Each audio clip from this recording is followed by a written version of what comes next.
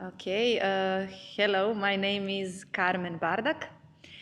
I want to tell you something about love, what I think that it's true and important.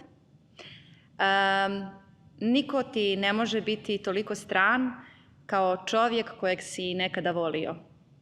It means no one can be such a big stranger for you like a man or a woman who once upon a time be in love with, something like that.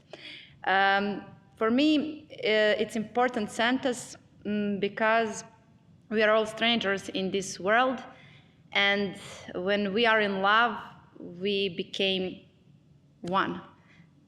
And after that love, what are we? We are strangers again. So that's it.